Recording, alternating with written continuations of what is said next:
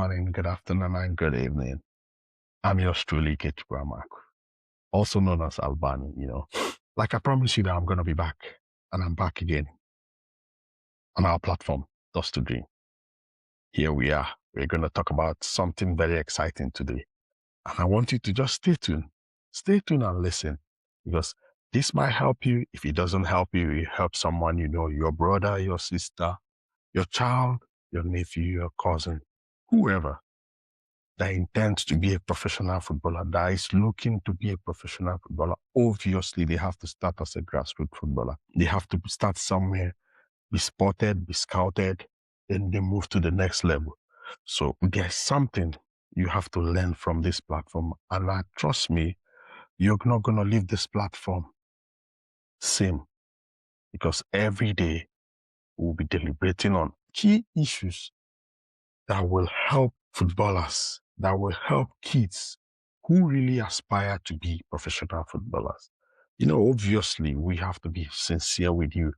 Not all will make it, but the few among the many that were called, the few that will be choosing, they need this. And even those many that were called, trust me, football is a very big platform.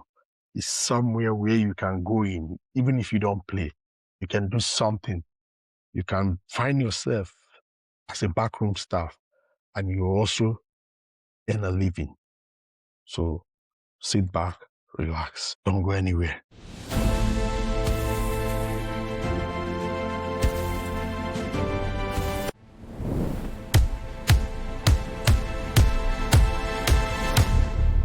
Talent alone, are you listening to me? Talent alone will not make a child a professional footballer.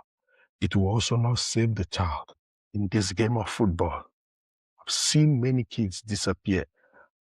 Gifted people that we thought they are going to be the next Maradona, the next Pele, the next Ronaldo de Lima and all that, they disappeared. Not because they don't have talent, not because that they were lazy, not because they're not gifted, but because all they had to offer the game was just talent.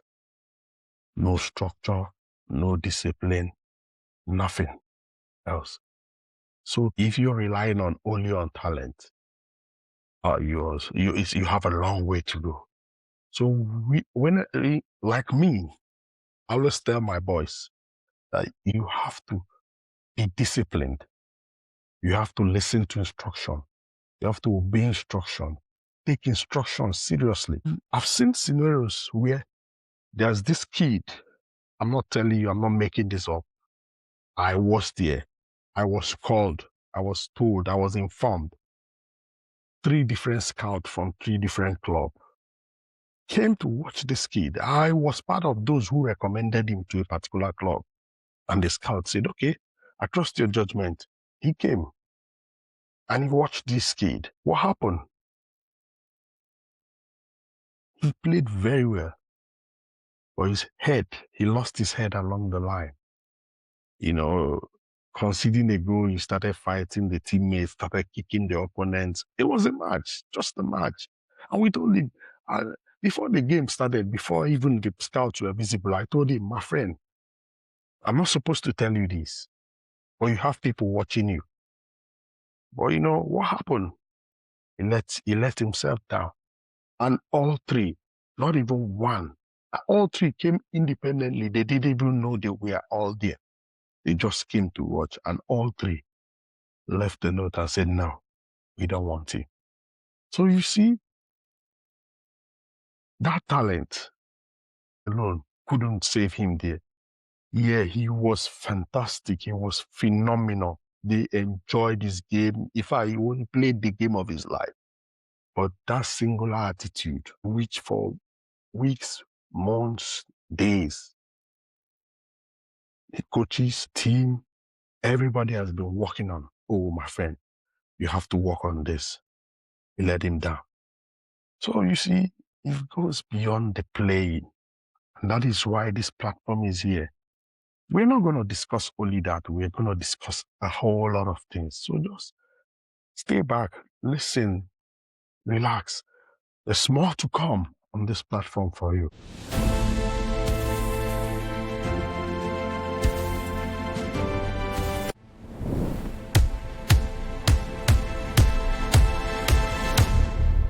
Yeah, I know. With this, my 5 minutes talk, I've made so many, I've ruffled some feathers. But that's the reality. We have to talk honesty. And if you stick to the end of this podcast, trust me, this might help someone. It doesn't help someone watching me, it will help your child. If it doesn't help your child, it will help your cousin, your nephew, your niece, whoever. Because this is a message for somebody. It is a message for somebody, and that person who has this message, they have to open their ears and listen. Because I might be doing this, I don't know who I'm reaching out to, but this message is for someone. It's going to challenge you to be the better you. Because talent without attitude, talent without guidance, talent without structure, it's nothing. Yeah, growing up, I'm sure everybody has a story, because every one single person I came across growing up has a story of, oh, there's this boy in my street, he was so good. Oh, you want to compare him with whoever is the superstar on the scene at the moment, especially the Nigerian or the African superstar on the scene at the moment. You want to compare them with that. Oh, this boy, everybody was thinking he was going to be this, he was going to be that, he was going to be this, going to be that. And what happened along the line? He just, as they were growing, others caught up with him and bettered him. Why? Not because he didn't have talent, but because of complacency, not because of no proper guidance, no proper structure, no proper education, no proper understanding of the game. And, he just went down the hill. I know somebody, I don't want to call names, but I know somebody, even the likes of Mikel Obi, the likes of Genio Nazi, the likes of Sunday Mba. We were all in high school when this guy was making waves in Plateau United. But the last time I saw him in a motor park, and I shed tears and I cried and I said, oh God, what is this? Because he was such a great player. He was such a great player that even Mikel Obi, I can tell you authoritatively, looked up to him. We all looked up to him and said, wow. And what happened? Now, this guy in question, he went for several football trials in Europe. I can remember one in Holland vividly. And they said he played absolutely fine. What happened along the line? Attitude. I think the stories had it then, back in the 90s then, that he fought somebody and that was the end of it all. So it's just what it is. There must be something. You can't be special forever. Even if you started being special, like us, even growing up in the classroom and all that, I knew people who were so good. And in order to maintain that, their standard, they had to study as well. So it's just like school. You have to study. If not, you're going to disappear from it. That is the same way with football. You just have to be consistent. All the three factors that we talk about, the player, the parent, and the club, where he belongs to. These three people have to put their heads together to make a player. Yeah.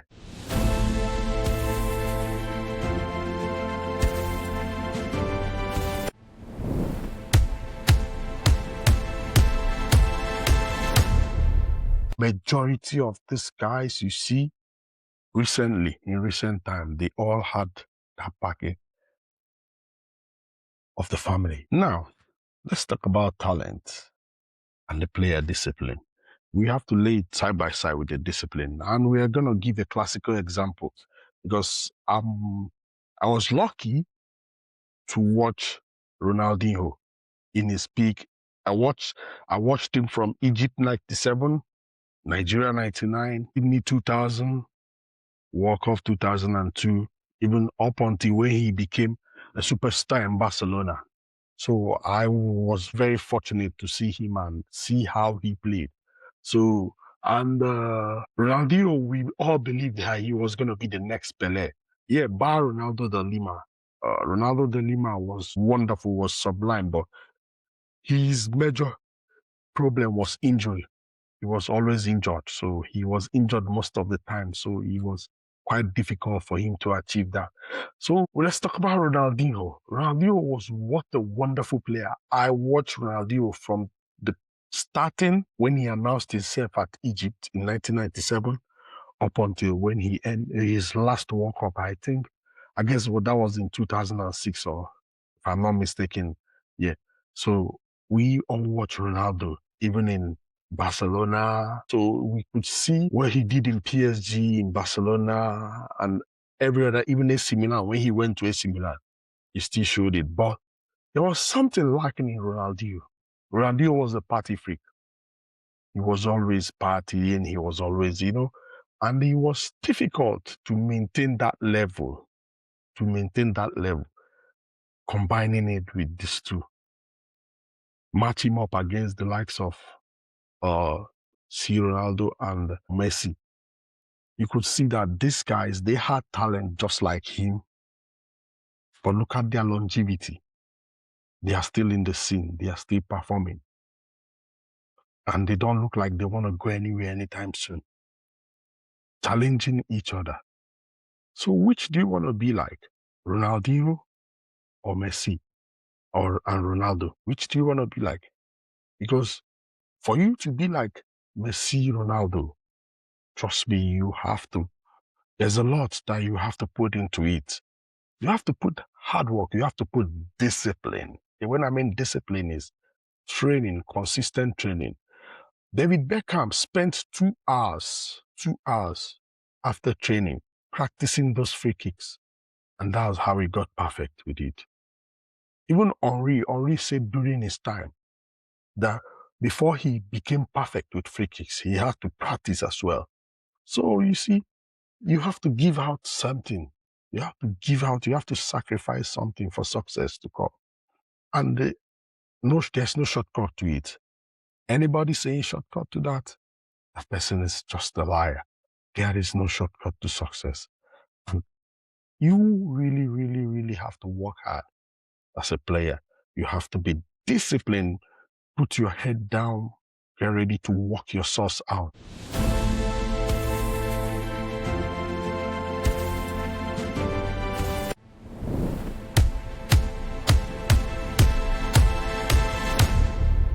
Now we have to talk about Africa. There are so many players in Africa. Yeah, from my days at FC Ifeanyi, I still get people messaging me, telling me, oh, I'm a professional footballer. I want to play football, blah, blah, blah, blah, blah, sending me videos and that. And I always tell them, I'll try my best. I'll see if I can get someone who pick interest in you. However, that doesn't solve it all. Because in Africa, if it's only talent, there are many talents here. There are several there. The talent is numerous. But what are we lacking? We're lacking in infrastructure. We're lacking in nutritional programs, data analysis, professional pathway, and what have you. So we are lacking in so many ways. And it's just a very big problem for us. It's a very, very big problem compared to in England here, where the children at 14 already have they start tracking their metrics, their distance, their analysis, what they eat, what they drink, how they sleep, when they wake up. Like on a Saturday, I always tell my boys, you all have to sleep on time, to wake up on time. So I'm sure when we were growing up, then nobody used to tell us all that and all that, but you have to sleep on time so that when you come into a game, you will not look tired. So there's so much to do. These guys, they get like games where like we now, what we do is from time to time in my club, in our team, is when we see a player improve, we send them to Fulham, Chelsea catchment and all that, where they can just go and train and be in the eyes of the scouts and the coaches there.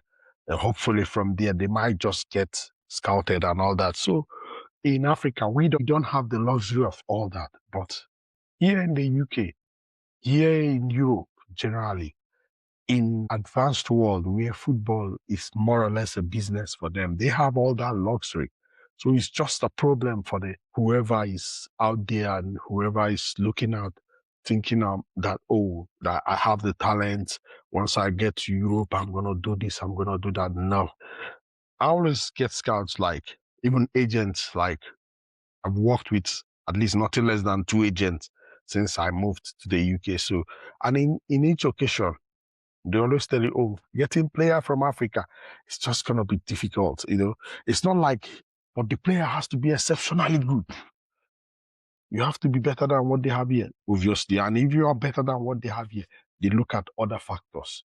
They look at how cool-headed you are, how disciplined you are, your adherence to instruction and all that. So it goes beyond that. And they always tell you that when you bring a player from Africa at 18 and they meet an 18-year-old here, yeah, the talent might be in the African, but the 18-year-old in here already understands the game more than you do.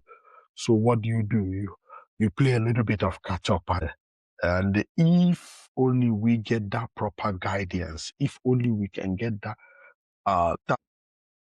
ability to put our house in order, we will get there and we will get players ready to do exploits. If a player arrives from Africa, you're 5 years behind. It's not an insult, but it's just the reality on ground. We all agreed on this platform that we have to be frank, and we have to be frank with it. When a player arrives from Africa, you are 5 years behind. So you have to play yourself up the ladder. Except you are exceptionally good, that's when you are able to fit in. And there are those kind of players, they are not, you can't find them like 100. They are 10 in 100. So what do? We all have to manage our expectations. How do we manage our expectations?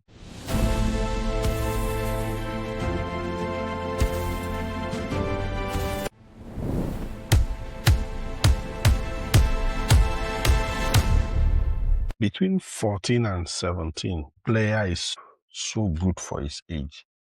So good that everybody thinks, oh, he's the next big thing. And there is no proper developmental programs, no structure, no proper facility to train, no proper guidance, nutrition is zero, recovery plan is zero. And when they get up beyond 18, it becomes a struggle because at that time, most of their age mates who have left structured academy to sign proper deal are already prepared for the next stage. And what do? They match up. Some even go beyond. Let's give some example. Santos Macaulay of 2007, Stanley Okoro of 2009 on the 17 Nigeria. What happened? Wonderful players at that age, at that 17 years old. Beyond that, they all struggled with their career, with their various career, not because they were not good, but because they were not emotionally, tactically, technically ready for the next stage. That next stage is where the ovation is loudest. And if you're not careful, you're just lost in the crowd. So it takes a whole lot. It takes someone else that. I was listening to Mikel's interview, the other day about how he was able to manage the Chelsea Man United rift. Many people don't know I grew up with Mikel. I pride myself in somebody. We grew up in the same hood. We knew ourselves. All those stories back then, we didn't really catch the real grift up until the day he said that he sat in the same room with Alex Ferguson. And each time the man was asking him, what happened? Are they offering you more money? He said, no, he wants Chelsea. Yeah, he wants Chelsea. Normally, someone who doesn't know what he wants, I'm not someone who's going to judge for him in his career or whatever, if he has done well or if he, but trust me, his Chelsea pathway was fantastic, was phenomenal. In Chelsea, he won everything winnable. So there's nothing you can't take it away from him. He did very well. Yes, he was a bit offensive before he got to Chelsea, but it didn't diminish his football ability. So let's not judge that, and let's not say, oh, if he had gone to Man U, we wouldn't know what would happen. But we already know what happened when he went to Chelsea, and he did very, very well. He's my friend, so I will always see that, and I always say the truth about it. He sat on the same table with Sir Alex, the big man over there. He was sitting here, and the big man for close to half an hour kept asking him, "What was it they are giving you? What was it they are offering you that you changed your mind?" And he said, "He just wants Chelsea. He just wants Chelsea. He just wants Chelsea." That was being intentional. He already saw that in Chelsea that there was going to be more opportunities for him. There was going to be pathway for him. There was going to be a lot for him to deal with. So on that note, it's just that emotional intelligence here. He was able to build that emotional intelligence, and he was able to say to himself, "This is what I want. I'll go for what I want." And he got what he wanted.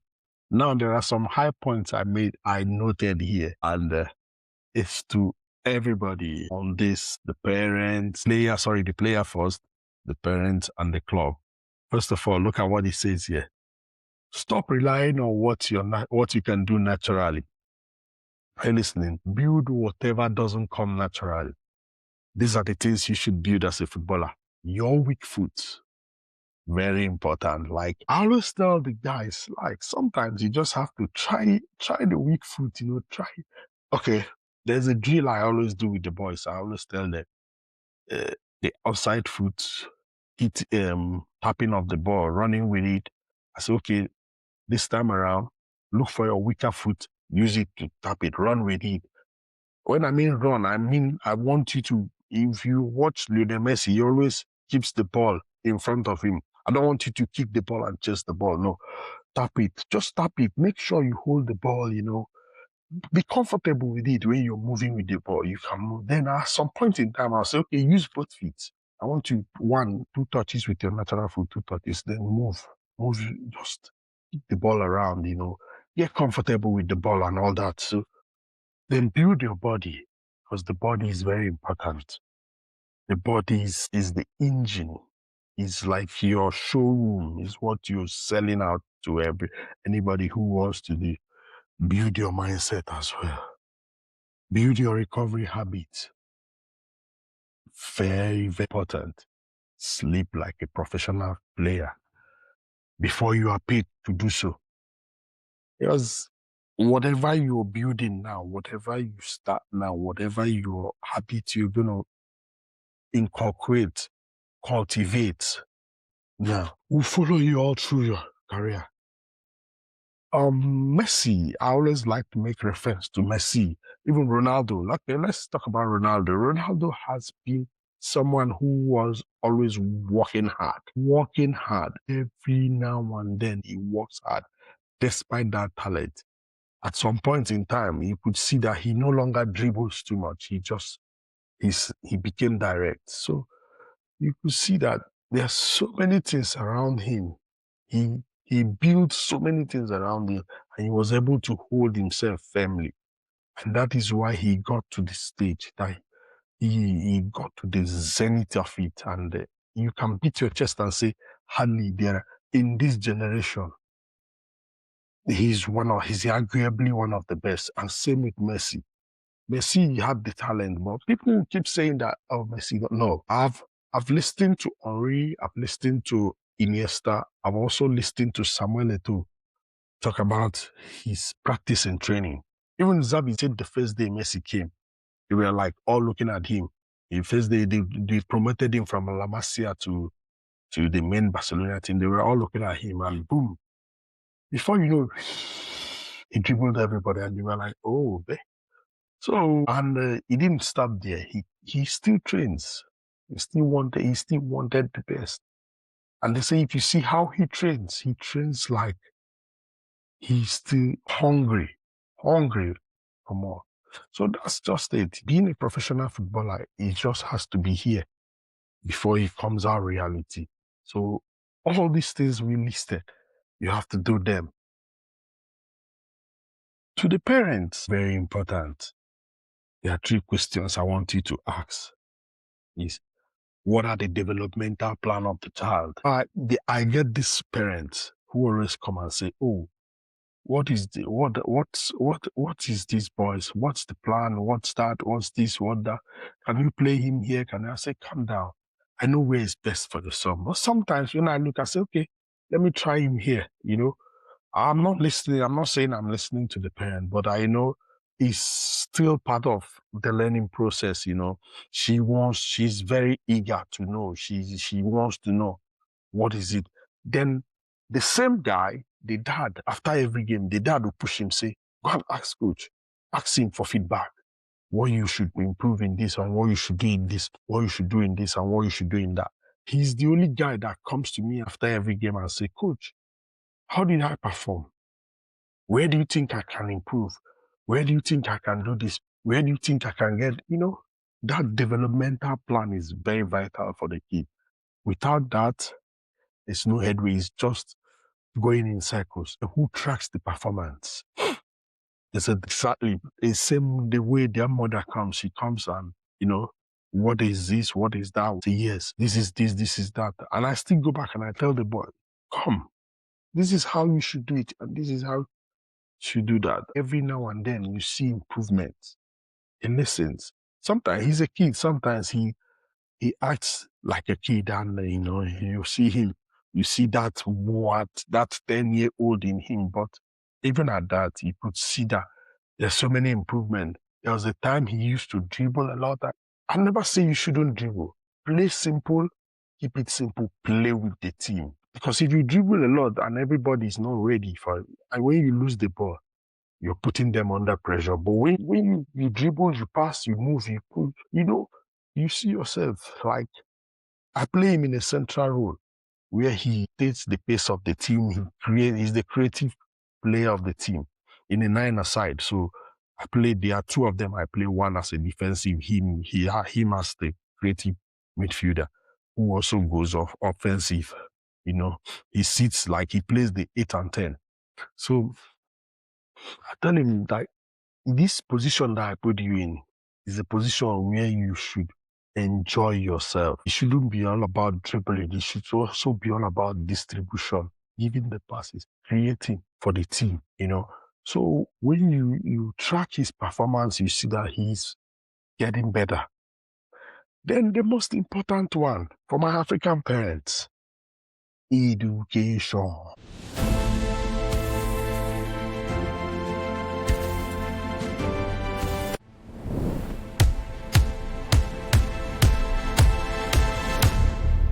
We'll have a special topic for that. EPPP, Early Player Performance Pathway. That's what the English introduced to their game. EPPP is beyond football. It goes to education as well. It deals with education properly, squarely. When I mean squarely, because what if there's an injury along the line? What happens to the child? And maybe his academics, he stops schooling. Like I said at the beginning of this podcast, football is a very vast game. It's a very vast game. There's a scout, there's an analyst, there are assistant coaches, there are coaches, there are physiotherapists, there are doctors, there are journalists, there are pundits that sit in the studio. So whatever it is, try as much as you can as a parent to take your child's academics seriously. I think that was last season or 2 seasons ago. Yeah, 2 seasons ago. A parent dropped his child from the team. And when we asked him, he said, no, his academic performance has dropped. So I need to sit back and let's watch him. He needs to show us that he really wants to play this football. Why? How? By working on his academics. So the academics is as well as important as the football. Because when they tap for the football goals, what comes next? Into the academics, I call them the grassroots football team. The academy, the category 4, the category 3 academy and all that. Stop selling utopian dreams to them. Build them, mold them, because you're building futures. You're not just building players, you're building future. There's a case of a boy that was brought to the owner of our club. He was on airstrike. The man instructed, what is it he loves most? His bike and his PS5. The parents brought it. And he seized it for 2 weeks. So, and he only, the way he, the way he talks to the boys, he tell you that if you bring your child, leave him for me. Because I grew up, he's an African man, he's from Ghana.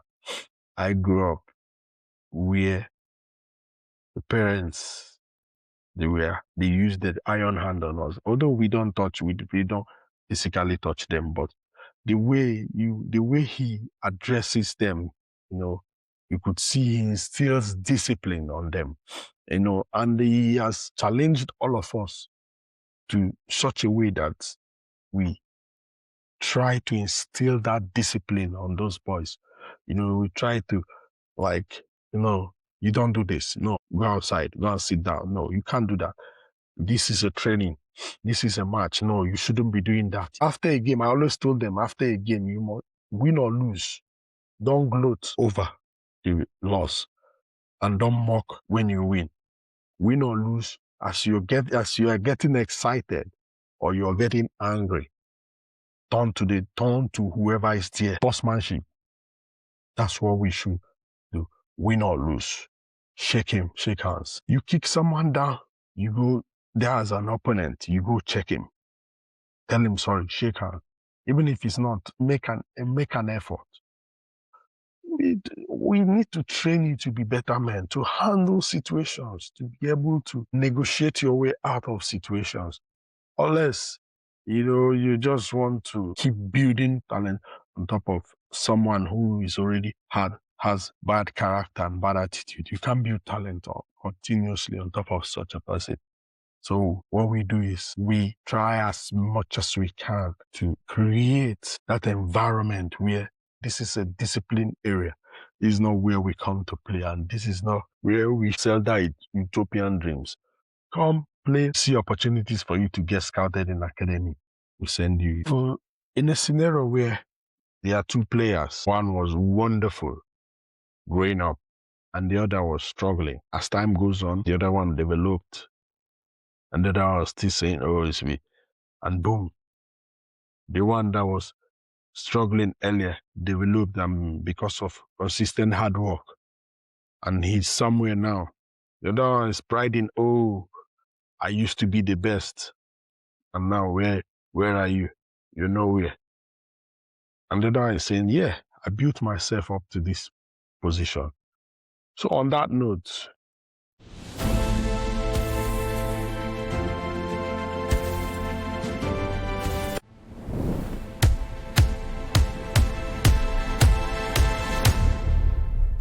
I want to leave each and everybody for the player. Listen and listen carefully. Start from this week. Pick two of your weaknesses and work on them. As for the parents, it's high time you discuss, because you're the middle person in this whole journey. Discuss with both the coach and the player. What is the pathway ahead? What's our plan ahead of time? And as for the coaches, we need to work on our strategy. We need to work on what we've been doing, how we've been able to do this, and what can we achieve at the end of the day. Because it is very important we factor in so many things. We need to factor in the reality. we need to also factor in our developmental plan, because these guys, we are the second parents for them. After their parents, their teachers, then we are also the teacher and the parent in one, because we will be looking at a whole lot of things. So I'll leave you guys until then. We'll come back again, we'll pick up another topic and discuss. I promise you, EPP is one topic we'll discuss in the near future. I'll make out time for that, so we'll discuss it, because it's very important. I think that one will, I'm sure those people who are in charge of our national teams, they know about EPPP, but I don't know why they have not yet implemented it in the African scene. So there is no utopian dream without hard work, and talent alone cannot lead you there. You have to put in so much hard work. Thank you. Until we see again.